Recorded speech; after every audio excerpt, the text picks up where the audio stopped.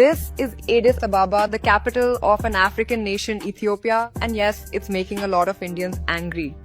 Look at it. It has clean streets, designated footpaths, green spaces, properly managed traffic, and an AQI of 17. The city has undergone one of the most ambitious urban transformations in Africa. እንዳያኑ ለምን እንደ አዲስ አበባ ውብ ከተማ አይኖረንም ነው እያሉ ያሉት። እኛ አመታዊ ገቢ የምንበልጣት ሀገር፣ እኛ አመታዊ ጂዲፒ የምንበልጣት ሀገር እንዴት ነው እንደዚህ የሰራችሁ? ለምንድነው እኛ የሌለን እያሉ ነው ህንዳውያን። አዲስ አበባ ብር ስላለ ብቻ አይደለም እንዲህ የተሰራችሁ፣ እንዲህ አማረባት፣ እንዴት ዋበችው። ከልብ በሆነ ስራ ክቡር ጠቅላይ ሚኒስትሩ ለሊት እየወጡ ክብርት ከንቲባዋ ለሊት በለሊት እየተሽከረከሩ እያንዳንዱን ፕሮጀክት በፍጥነትና በጥራት ያልቅ ዘንድ ተግቶ ተሰርቶ የአዲስ አበባ ኮሪደር ልማት አዲስ ባህልን ያስተዋወቀ ነው።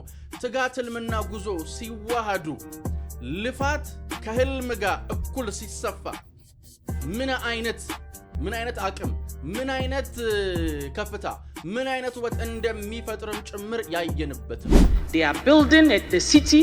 They are conscious of the road, 3-4 lane roads in Addis with walkways. ለምንድነው እንደዛ የማይሆነው? ለምንድነው እንደዛ ማንሰራው እያለች የሀገሯን መንግስት እየጠየቀች ነው። እውነትም የአዲስ አበባ ልማት ቀውስ ፈጥሯል በሌሎች ሀገራት። እንደ አዲስ አበባ ስሩልን የሚል ጥያቄ እያስነሳ ነው። እነኚህን ሰዎች ፕሮፓጋንዳ እየሰሩ ነው ልትል አትችልም። እነኚህ ሰዎች የፕሮፓጋንዳ ማሽኖች ናቸው ብለህ ልትቀናጣና ልታጣጥላቸው አትሞክርም። ኢትዮጵያውያን አይደሉም፣ የብልጽግና አባል አይደሉም። እኛ ባንመሰክረው ዓለም ይናገረዋል፣ በጊዜ ሂደት እኛውም እንናገረዋለን ሲሉ ነበር። ይሄው ዓለም እየመሰከረው ነው። እኔ እንዳውም አንዳንድ ጊዜ ሳስተውልና ጥቂት ካየነው አንዳንድ የተቃዋሚ ፖለቲከኞች እንኳን አልገባቸውም ዊሊያም ሩቶ የጠቅላይ ሚኒስትሩን ህልም በተረዱበት መንገድ። በእርግጠኝነት መገመት የምንችለው ማለት እንችላለን።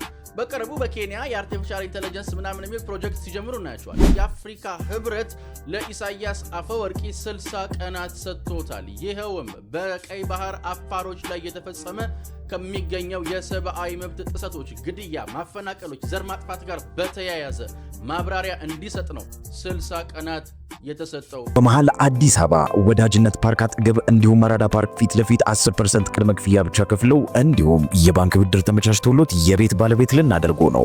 ሜሪት ሪል ስቴት በመሃል ፒያሳ 24 ሰዓት ባልተቋረጠ ፖስቴሽን ቴክኖሎጂ የግንባታ ጥበብ ቤቶን እየገነባን ነው። የልጆች መጫወቻ፣ ጂምና ስፓ፣ የመዋኛ ገንዳ፣ ሰፋፊ ሊፍቶች፣ የደህንነት ካሜራ፣ የመኪና ማቆሚያና መሰል አገልግሎቶች ያለው ይሄ ቀረሽ የማይባል የዘመናችን ቅንጡ የመኖሪያ መንደር ባለ አንድ መኝታ ከ500 ሺህ ብር ጀምሮ፣ ባለ ሁለት መኝታ ከ840 ሺህ ብር ጀምሮ እንዲሁም ባለ 3 መኝታ ከ1.2 ሚሊዮን ጀምሮ ማግኘት ይችላሉ። ምን ይሄ ብቻ 100% ለሚከፍሉ ደንበኞቻችን በካሬ 68 ሺህ ብር የ35% ቅናሽ አዘጋጅተናል። ያስተውሉ፣ ያለን ቦታዎች ውስን ስለሆኑ ደግሞ በድርጅቱ ስልክ በመደወል መመዝገብ ይችላሉ። ሰላም ጤና ይስጥልን ውድ ዮሐንስ ኮርነር ቤተሰቦች እንዴት አላችሁ? አላችሁ ሆይ? አለንኛ ዮሐንስ ኮርነር ዛሬም ሰዓትና ጊዜውን ጠብቆ ወደ እናንተ መድረሱን ጀምሯል። ዛሬም በቆይታችን አበይት ፖለቲካዊ ጉዳዮችን፣ አሁናዊ ክስተቶችን፣ ቀጠናዊ ሁነቶችን በራሳችን ቋንቋ በራሳችን መንገድ እንመለከታለን፣ እንፈትሻለን፣ እንበረብራለን። ዮሐንስ ኮርነርን ላይክ፣ ሼር፣ ሰብስክራይብ አድርጋችሁ እንድትጀምሩ ጠይቄም ነው የምጀምረው። ቪዲዮቻችንን ወደ ተለያዩ የቴሌግራም ግሩፖችም ሼር ብታደርጉልን እንዲሁ የበለጠ እንድንሰፋ፣ እንድንተልቅ፣ እንድንበዛ ስለሚያደርገን እሱ እንድታደርጉልን ጠይቄ እጀምራለሁኝ። ዛሬ በቆይታችን ከምንመለከታቸው ጉዳዮች መካከል የአዲስ አበባ ልማት የፈጠረው ቀውስ ምንድነው? ከህንድ እስከ ናይጄሪያ እንመላለሳለን በማስረጃ። እንዲሁም ደግሞ ጠቅላይ ሚኒስትር ዶክተር አብይ አህመድ አሊ አልተቻሉም። ይሸታል ባህር ይሸታል ወደብ። የቀጠናው ጨዋታ ወዴት እየሄደ ነው? እሱን የምናነሳው ይሆናል። ይሸታል ወደብ ብለንም ጨዋታውን ከፍ የምናደርገው ይሆናል። በድጋሚ ላይክ፣ ሼር፣ ሰብስክራይብ አድርጋችሁ እንድትጀምሩ ጠይቄ እጀምራለሁ። እንግዲህ እንደምታውቁት የአዲስ አበባ ኮሪደር ልማት ብዙ ሲሉለት ነበር፣ ብዙ ሲናገሩት ነበር። ተቃዋሚ ፖለቲከኛ ነን የሚሉ ሰዎች እንዳሻቸው አማርኛውን የተጠቀሙ ብዙ ብለውታል። አንዳንዶቹ ብልጭጭ ነው፣ ገሚሶቹ ሺሻ ቤት ነው ብለው ነበር። አዲስ አበባን ሺሻ ቤት አስመስሏት ሲሉ ነበር እነንትና። እኔ አይገባኝም፣ ያው እሱን አንተ ታውቃለህ ብለን ነበር በጊዜ ያለፍ ነው። እንደዛ ያሏት አዲስ አበባ ግን ዛሬ በጣም ልማቷ ቀውስ ፈጥሯል። የአዲስ አበባ ልማት ቀውስ ፈጥሯል። የፈጠረው ቀውስ ምንድነው ነው ዋነኛው ጥያቄ። እስኪ ይህችን ህንዳዊት ሰምተናት እንምጣ። This video is breaking the internet. And no, it's not a first world country. This is Addis Ababa, the capital of an African nation, Ethiopia. And yes, it's making a lot of Indians angry. Look at it. It has clean streets, designated footpaths, green spaces, properly managed traffic, and an AQI of 17. The city has undergone one of the most ambitious urban transformations in Africa. Meanwhile, compare this to India. India's GDP is $3.91 trillion compared to Ethiopia's $127 billion.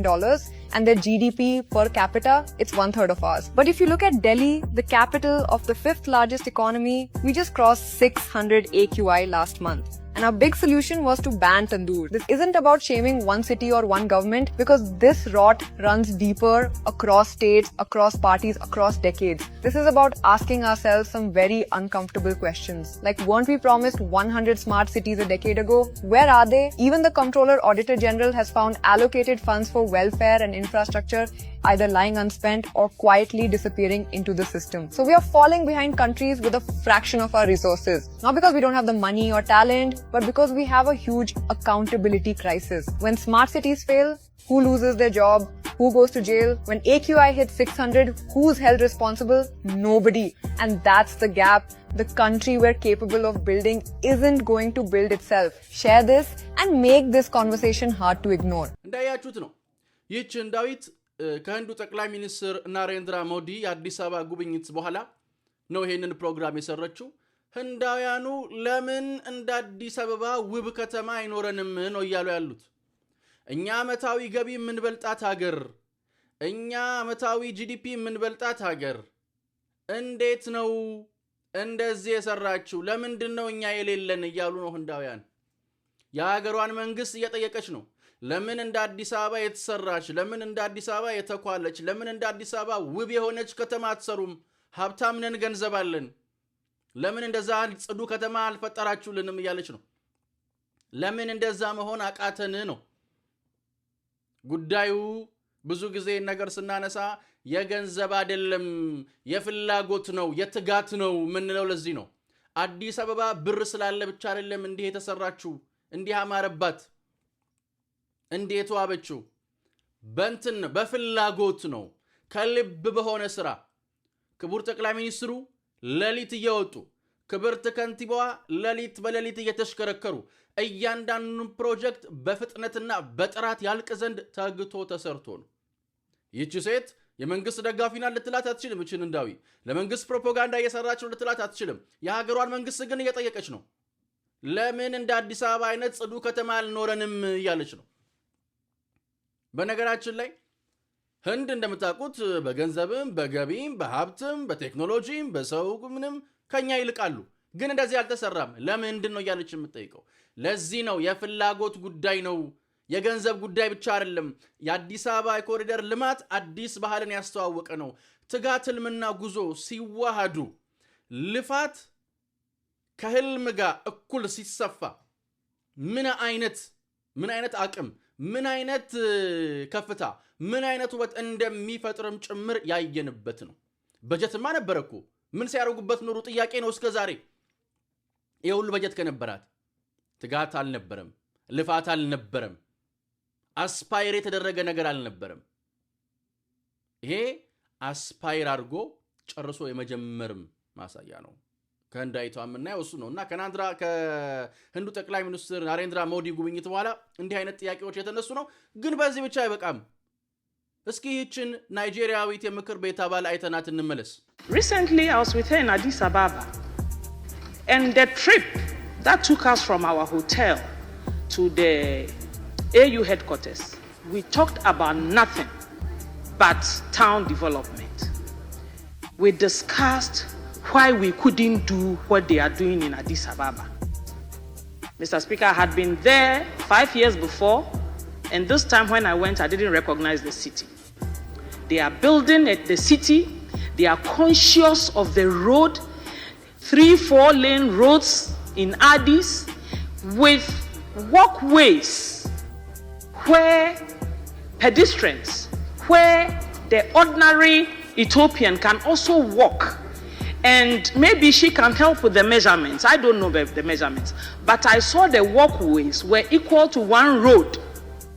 It's not this corner things that we do in this country. Space. And we saw couples holding hands and walking.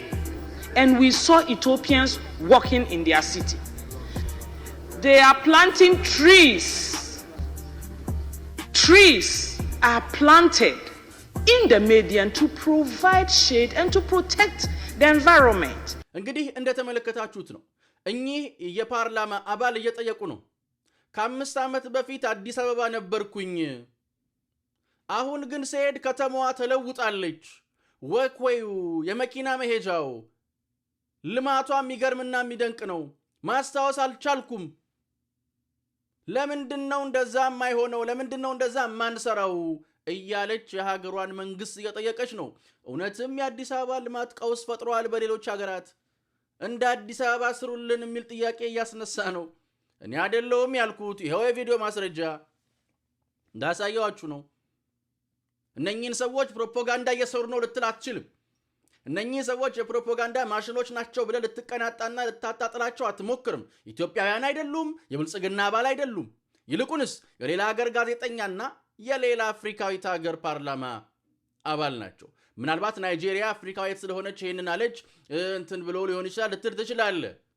ህንዳዊቷስ የናይጄሪያውም እንደው አፍሪካዊት ከተማ ናት ለምን ከአፍሪካዊት ሀገር ናት ከአፍሪካዊ ሀገር ጋር ብትወዳደር እንደው ችግር የለውም ብለ ልትል ትችላለህ ችግር አለው በርግጥ ችግር አለው in a sense በቃ ትልቅ ነገር ተሰርተዋል ሌላ አፍሪካዊ ከኛ ለማየት እየጣረ ነው አሁን አንዳንድ ሰዎች ኧረ ምን እቺ ናይጄሪያ አለች እንዴ ምናምን ብለው ለማጣጣል የሚሞክሩትን ነገር ለመግለጽ ነው ችግር የለውም ብዬ እንትን ያልኩት የገለጽኩት እንደለዛ ነው እንዳይማታችሁ ህንዳዊቷ ግን ህንድ ናት ስንትና ስንት ትሪሊየን ገቢ ያላት ሀገር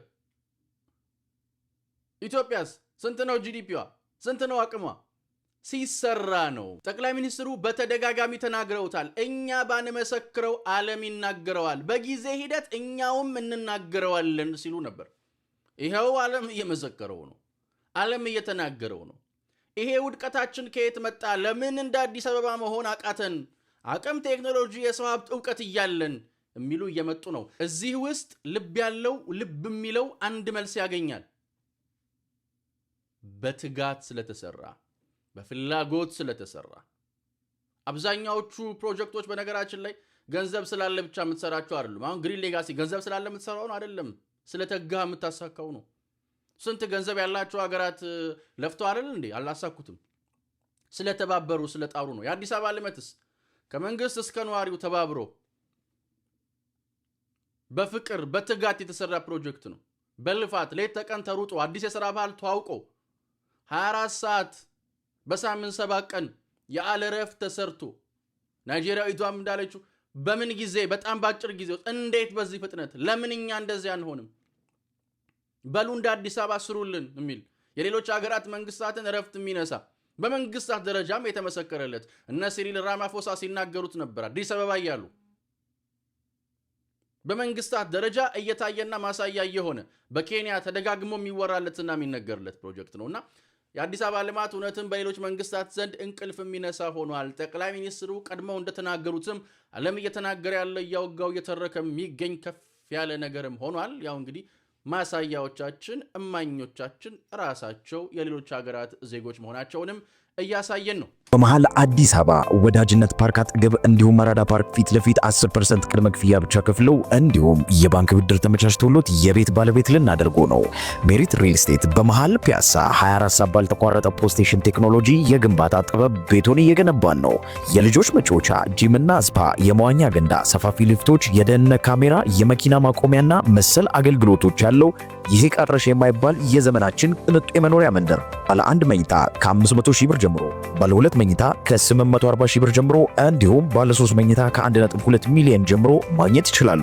ምን ይሄ ብቻ 100% ለሚከፍሉ ደንበኞቻችን በካሬ 68 ሺህ ብር የ35% ቅናሽ አዘጋጅተናል ያስተውሉ ያለን ቦታዎች ውስን ስለሆኑ ቀድሞ በድርጅቱ ስልክ በመደወል መመዝገብ ይችላሉ ይህ በእንዲህ እንዳለ ወደ ዕለቱ ሌላኛው ጉዳይና ቤት ጉዳያችን ስናልፍ የቀጠናውን ዲፕሎማሲ እናገኘዋለን ጠቅላይ ሚኒስትር ዶክተር አብይ አህመድ አሊና መንግስታቸው ዲፕሎማሲያዊ ስራዎችን እያፋጠነው ይገኛል። በተለይ ባለፈው አንድ ወር እየተሰሩ ያሉ ስራዎች ልብ ለሚል ለሚመረምር እንደው በትልቁ ሰመራይዝ ተደርገው ለህዝብ መቅረብ ያለባቸው ናቸው። ሐሰን ሼህ መሐመድ አዲስ አበባ ነበሩ። የብልጽግና ፓርቲ ምክትል ፕሬዝዳንት ጅቡቲ ነበሩ።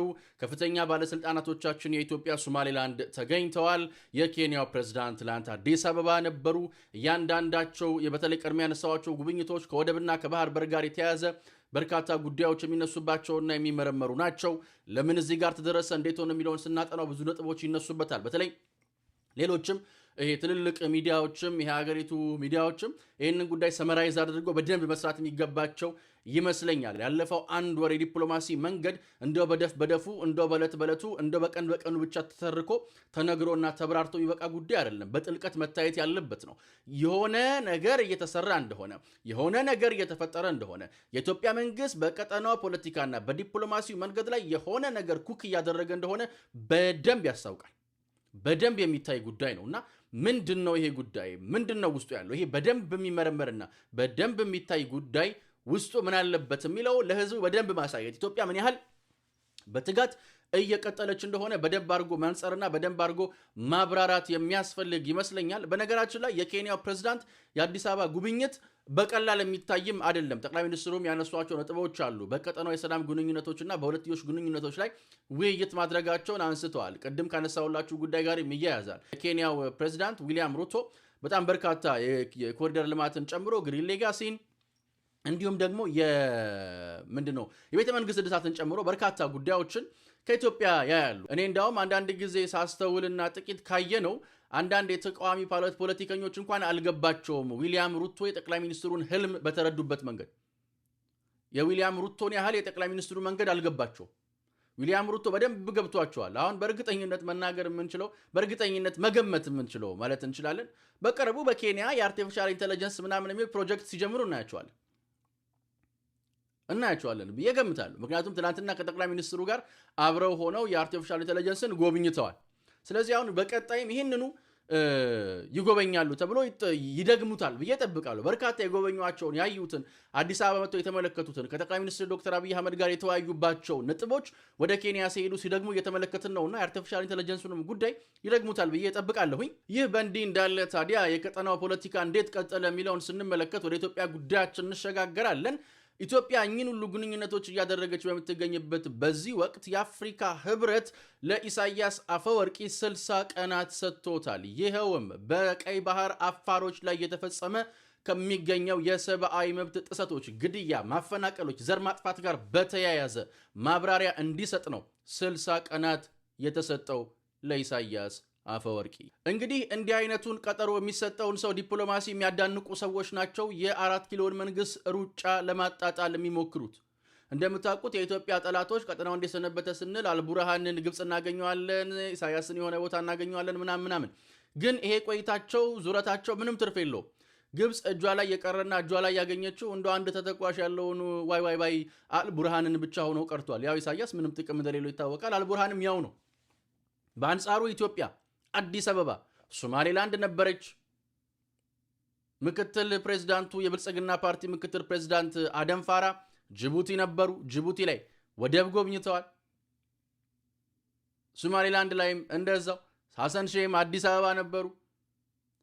እያንዳንዱን ነገር ስንመለከት ቅድም እንዳልኳችሁ የሆነች ነገር እየተሰራች ነው።